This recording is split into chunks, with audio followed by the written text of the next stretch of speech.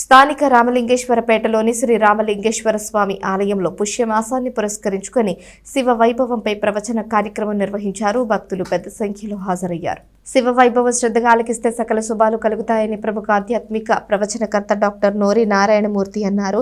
స్థానిక రామలింగేశ్వరపేటలోని శ్రీ దుర్గా పార్వతి సమేత రామలింగేశ్వర స్వామి ఆలయంలో పుష్యమాసాన్ని పురస్కరించుకొని సోమవారం సాయంత్రం శివ వైభవంపై ప్రవచన కార్యక్రమం ప్రారంభించారు. ప్రముఖ ఆధ్యాత్మిక ప్రవచనకర్త డాక్టర్ నోరి నారాయణమూర్తి శివ వైభవంపై ప్రవచనం చేశారు. శివతత్వం గురించి, శివుని వైభవం గురించి నారాయణమూర్తి విశేషంగా చెప్పిన అంశాలు భక్తులను విశేషంగా ఆకట్టుకున్నాయి. ఈ సందర్భంగా ఆలయ ఈవో హరిప్రసాద్ మాట్లాడుతూ ఈ నెల 10వ తేదీ వరకు జరిగే ప్రవచనామృతం కార్యక్రమంలో భక్తులు విశేషంగా పాల్గొని స్వామి ఆశీస్సులు పొందాలని సూచించారు. కార్యక్రమంలో ఆలయ అర్చకులు రాఘవేంద్ర వరప్రసాద్ విశేష సంఖ్యలో భక్తులు పాల్గొన్నారు. ధర్మాదాయ శాఖ శ్రీ దుర్గా పార్వతి సమేత రామలింగేశ్వర స్వామి దేవస్థానం నందు ఈ సంవత్సరం జనవరి నెలలో సంక్రాంతి సందర్భంగా ప్రముఖ వ్యాఖ్యాత ప్రవచకులు అయినటువంటి నోరి నారాయణమూర్తి గారిచే శివ వైభవం ఒక 10 రోజులు 6వ తారీఖు నుంచి 10వ తారీఖు వరకు కార్యక్రమం జరుగును. సాయంత్రం ప్రతిరోజు 6 to 8 గంటలకి వరకు శ్రీ నోరి నారాయణమూర్తి గారి శివ వైభవం ప్రవచన కార్యక్రమం ఘనంగా జరుగుతుంది. ఈ కార్యక్రమంను చుట్టుపక్కల ఉన్న ప్రజలందరూ భక్తులందరూ వినియోగించవలసిందిగా కోరుచున్నాను. శ్లోకమే ఇంత అందంగా ఉంటే అర్థం తెలుసుకుంటే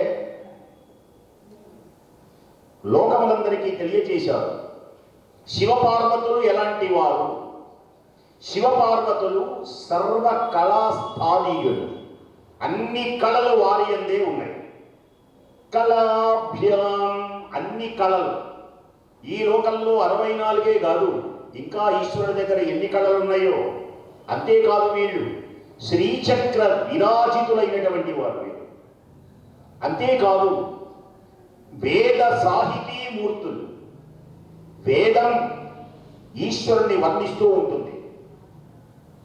వేదం అనేటువంటి పాల సముద్రంలో అనేటువంటి పాల సముద్రంలో 2 అమృత భాండాలు పుట్టినాయి.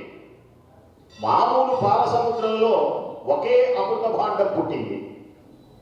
కానీ వేదం అనేటువంటి పాల సముద్రంలో 2 అమృత భాండాలు పుట్టినాయి.